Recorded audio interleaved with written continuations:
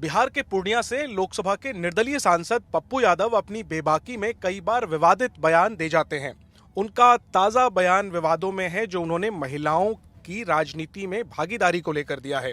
पप्पू यादव हमारे साथ हैं बात करने को। पप्पू जी, जो आपने बयान कहा बहुत विवादित है, मैं दोहराने में भी उसको असहज महसूस कर रहा हूं। आपने कहा कि 90% महिलाएं राजनीति में जो है आती हैं नेताओं के बेडरूम से होकर के। क्या आप इसके जरिए कहना चाहते हैं? देखिए, इसको लेकर काफी विवाद हो रहा है, आप निशाने पर हैं, आप पर सीधे हमले हो रहे हैं। अच्छा, सच बोलने पर हमले होते रहते, उसमें हम क्या करना है? आप अभी भी मानते हैं कि ये सच है? आपकी जुबान नहीं फिसली? नहीं, जुबान किस बात की फिसलेगी? सबसे ज्यादा महिलाओं की, लड़कियों की लड़ाई तो हम लड़ रहे हैं। बिहार में नीट्स की बच्ची, इंजीनियरिंग की बच्ची, नालंदा की बच्ची, पिता के सामने बेटी का बलात्कार। इसी पूर्णिया में 1 साल तक एक बेटी को कैद करके बलात्कार करता रहा, इसी पूर्णिया में, अभी ऊपर हुआ है। उसके बाद एक बच्ची अभी 1 सप्ताह से घर से उठा लिया, अभी पकड़ाया गया है। एक बच्ची को एसिड से जला दिया। तो निर्भया को देखिए, लगातार मैं एडीआर की बात कर रहा हूँ। एडीआर में लगभग 3900 कुछ जो विधायक हैं जो अपने हल्फनामा में डाले हैं, लगभग 150 पौने 200 विधायक की मुझ पर यौन शोषण का आरोप है, और लगभग 60 एमपी वर्तमान में डाले हैं मुझ पर यौन शोषण का आरोप है। लगातार सेक्सुअल कांड जो बड़े बड़े हुए हैं और हो रहे हैं, शुरू से लेकर वो नेताओं के साथ है। मैंने कहा कि जो भी हमारी माँ बेटी राजनीति में आती है, ये लगातार मधु भी बोल रही है कि बेडरूम से गुजरना पड़ता है। मैंने वही बात कही कि नेताओं के द्वारा उसका एक्सप्लॉयटेशन होता है, शोषण होता है। मैं तो किसी का नाम नहीं लिया, किसी पार्टी का नाम नहीं लिया।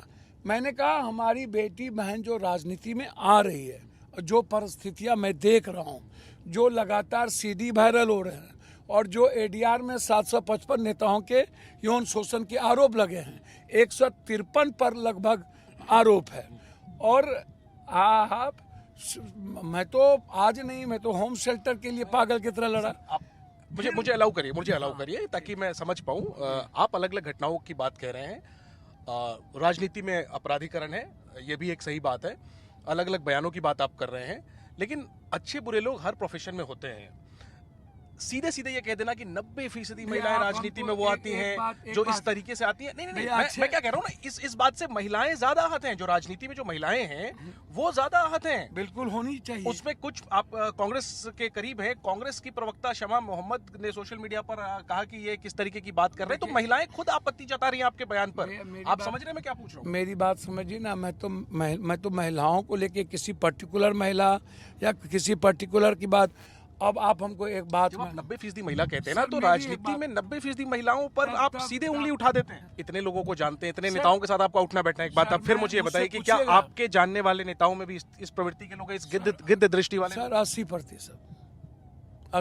उनके खिलाफ आपने क्या कार्रवाई की है? मैं तो डेली लड़ रहा हूं। आप चुप क्यों हैं? आप जब 80% नेताओं को जानते हैं, आप उनके खिलाफ, पप्पू जी आप तो सांसद हैं, आप संसद में आपकी आवाज गूंजती है, आप उन पे कार्रवाई करवाइए। आप तो पहले भाई मेरे, आप तो संसद में, मैंने इस बार महिला बिल में बोला है कि 80% नेता पोर्न देखते हैं। आप मोबाइल चेक करा लो, हिम्मत है, मैं चैलेंज करता हूँ, हमसे शुरू करो, वो पोर्न तो नहीं हटेगा।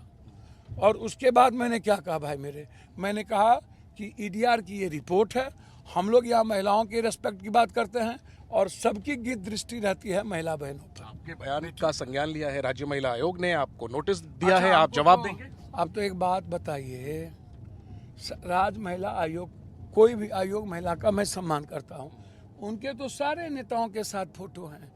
महिला आयोग नेताओं के साथ फोटो होने में आपत्तिजनक क्या है? मेरी पप्पू यादव की नजर गलत है, पप्पू यादव की सोच गलत है। नहीं, जो हमको नोटिस दिया मैं उसकी बात कर रहा हूँ। भैया आप हमको एक बात बताओ, नहीं, किसी की तस्वीर होने में बुराई क्या है? सर नालंदा में आपने नोटिस क्यों नहीं दिया? नीट्स के बच्ची में क्यों नहीं नोटिस दिया? इंजीनियरिंग की बच्ची को बलात्कार करके मार दिया, क्यों नहीं नोटिस दिया? आप जवाब देंगे, वो ठीक है, लेकिन सर मेरी बात समझिए ना सर, मेरी बात तो सुनिए। अभी महिला आयोग की चेयरमैन जो फंसी बॉम्बे में 300 बाबाओं के साथ, सर जो बाबा को जेल भेजा, उसका तो मर्डर हो गया, उसको तो एक्सीडेंट में मार दिया। सर मुझे गुस्सा वहाँ भी तो है, मैं उस गुस्सा को कहाँ ले जाऊँ? आप जवाब देंगे? आपको सर, नोटिस जो आया है तो आप भैया कोई जरूरी है मैं जवाब दूँ? जवाब नहीं दीजिएगा? मैं जवाब क्यों दूँ? मैंने सीधा कहा है कि राजनीति में मैंने महिलाओं के बारे में तो कही ना। नोटिस के बाद हॉस्पिटलाइज्ड होते हुए आपकी तस्वीर आई और इस बात का फिर मजाक भी उड़ने लगा सोशल मीडिया पर कि नोटिस मिलते ही पप्पू यादव बीमार पड़ जाए। मुझे तो समझ में नहीं आया भैया, मैं तो बीमार, लू लगा मोटरसाइकिल से, मैं मालदा में था और वहां हम मोटरसाइकिल से गिर गए तो नोट की बात शाम में है, तो मेरी घटना 2 बजे है। मैं तो लू हमको 2 बजे लगा, नोटिस हमको 4 बजे के बाद मिली है। आप जवाब नहीं देंगे, आप ये कह रहे हैं? नहीं, मेरी बात समझिए कि मैं जो स्थिति है समाज की, और एक भी लोग समाज में बच्चियों को बचाने के लिए, बच्चियों के मुद्दों पर, चाहे वो गोवा में मंत्री का बेटा 30 लड़की के साथ बलात्कार करके सोशल मीडिया पर डाल दिया हो, चाहे एक मासूम 6 साल के बच्चे को बलात्कार करके हॉस्टल में मार दिया गया हो, और चाहे अभी एक मंत्री का बेटा लखनऊ में कह रहा है तुम अपना रेट बताओ, रेट। तो इतनी बड़ी बड़ी घटनाओं के बावजूद और नेताओं का जो चाल चरित्र है, लगभग मतलब मैं ये कह रहा हूँ 60-70% जो नेता है, जो ईडीआर रिपोर्ट कर रही है, 90% है जो वो शोषण की शिकार है या आपको लगता है राजनीति में? हाँ, राजनीति में। हाँ, वो शोषण की शिकार, बिल्कुल शोषण की शिकार है। ये मैं नहीं कह रहा हूँ, पूरी दुनिया कह रही है। न्याय दिलाने के लिए पप्पू यादव क्या केवल बयान देंगे या कुछ करेंगे? उनको न्याय दिलाने के लिए पप्पू यादव डेली सदन में हर मुद्दों को लेकर के, जो सबसे ज्यादा मुद्दे हैं पप्पू यादव के हैं। मैं बहुत क्लियर हूँ। मैं महिलाओं के सवाल पर, जब द्रौपदी का चीरहरण हुआ था तो कृष्ण आए थे, और आज पप्पू यादव है। पप्पू यादव कृष्ण की भूमिका में, अर्जुन की भूमिका में है। मैं लड़ूंगा। मैं माँ का दूध पिया हूँ, मैं माँ के कोख से जन्म लिया हूँ। सर, मैं दूध का कर्ज तो चुकाऊंगा ना। मैं आपकी भावना समझ रहा हूँ, लेकिन ये लड़ाई ना आप वैसे भी लड़ सकते हैं बिना ये विवादित बयान दिए। नहीं, बयान कुछ भी महिलाओं का रास्ता नहीं। मैं बयान मान लीजिए ना कि ये जुबान फिसल गई। सर नहीं, जुबान नहीं फिसली है सर। ये सुन करके महिलाओं के लिए राजनीति में आना मुश्किल नहीं होगा? पहले से ही मुश्किलें हैं, आप खुद कह रहे हैं, अब तो और मुश्किलें होंगी कि पप्पू यादव कह रहे हैं कि 90% महिलाएं। नहीं, मैं कह रहा हूँ अब जो महिलाएं आएंगी तो वो कम से कम पॉलिटिकल सिस्टम और पॉलिटिकल पार्टी के नेताओं से अपनी दूरी बना करके एक स्वच्छ तरीके से आएंगी। वो सजग जो हुई, पप्पू यादव के बयान से हमारी बेटी बहन सजग तो हुई।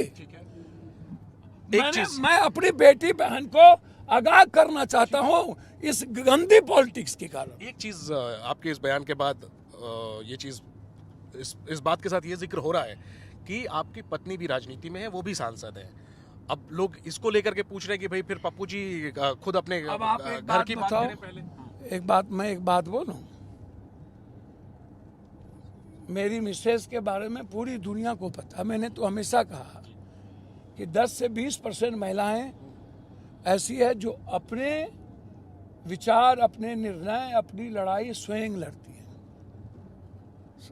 और मेरे मिसेस के बारे में पूरी वर्ल्ड को पता है। हम लोग खुद उनको जानते हैं, हम लोग सम्मान करते हैं। आपके ही बयान से ये चीज मैंने क्या कहा? कही जा रही है ना कि सर मैं 10% महिलाओं के बारे में तो बोला हूँ ना, 20% महिलाओं के बारे में बोला हूँ ना। अभी भी आप उस 90% वाली बात पे कायम हैं? मैं अभी भी इस बात पर कायम हूँ कि जो ब्लॉक प्रमुख या जो इस तरह की राजनीति, जो महिलाएं राजनीति में जाती हैं, आप देखो उसको नेताओं के इस चरित्र से बचना भी चाहिए, बचाना भी चाहिए। आखिरी में, आप जिस पार्टी से जुड़े हुए हैं उसमें जो शीर्ष पद है उसमें 2 बड़ी नेता हैं मजबूत, सोनिया जी, प्रियंका गांधी शीर्ष में हैं। जब महिलाएं आपकी पार्टी में, खुद आपकी पार्टी का क्या हाल है, फिर उसको लेकर आप क्या कहेंगे? देखिए, मैं तो आपको पहले बार कह रहा हूँ, सभी पार्टी की महिलाएं अच्छी हैं।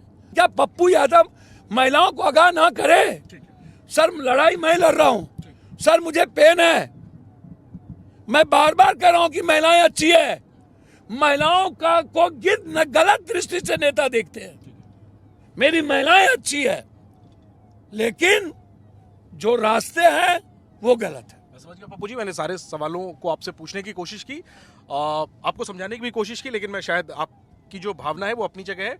लेकिन मुझे ऐसा लगता है, मैं अपनी बात कह देता हूँ कि आप जो 90% महिलाओं की बात कर रहे हैं ना, जो जिम्मेदारी है, दोष है आप, मुझे नहीं पता आप 90% का आंकड़ा वो कहां से सिस्टम लाए में हैं। दोष है। वो आप जो कह रहे हैं कि 60 से 70% नेताओं की गिद्ध दृष्टि है, हाँ वो दोषी हैं, हाँ, वो अपराधी हैं। मैं तो वही कह रहा हूँ। लेकिन आपके बयान से उंगली सारे महिलाओं पर उठ नहीं, रही है। नहीं, मैं कह रहा हूं इससे कि- महिलाएं नेतृत्व में, लीडरशिप भैया, में, मैं पॉलिटिक्स क्या में कह रहा आने हूं? से बचेंगी। देखिए, लोग उनको इस नजर से देखेंगे। जयेंद्र जी, मैं आपको बहुत क्लियर कह रहा हूँ, मेरी महिलाएं नेता हो या महिला बेटी हो, जो भी बहन हो, नेताओं की दृष्टि गलत है हमारी महिला नेताओं पर, और हमें ऐसे नेताओं से और ऐसे सिस्टम से बचना चाहिए। ठीक है, तो पप्पू यादव ने अपनी बात स्पष्ट की है, अपनी भावना स्पष्ट की है, और उनका कहना है कि उनकी नीयत सही है और वो तो दरअसल महिलाओं को आगाह करना चाहते हैं और जो शोषण कथित तौर पर हो रहा है उसके खिलाफ आवाज उठाना चाहते हैं। लेकिन पप्पू यादव का यह बयान तब आया है जब देश में सियासत महिलाओं को 33% आरक्षण लोकसभा में और विधानसभा में देने के नाम पर हो रही है, महिलाओं के सशक्तिकरण और सियासी सशक्तिकरण की बात हो रही है। दूसरी तरफ पप्पू यादव का एक ऐसा बयान आया है जिसको लेकर विवाद हो गया है। हालांकि आपने सुना पप्पू यादव का विस्तार से हमने इंटरव्यू किया पूर्णिया में, और जिसमें कि पप्पू यादव अपनी बात पर कायम है, लेकिन साथ में वो अपनी भावना को स्पष्ट करने की कोशिश कर रहे हैं। हालांकि उनकी बात से मैं खुद पूरी तरीके से मुतमईन नहीं हूं, लेकिन एक बात सही है कि पप्पू यादव की जो नीयत है, वो नियत के मामले में जरूर अपनी नजर में वो कह रहे हैं कि वो महिलाओं को आगाह करने और उन्हें जागरूक करने के मकसद से ये बात कह रहे हैं, उन पर उंगली उठाने के मकसद से नहीं।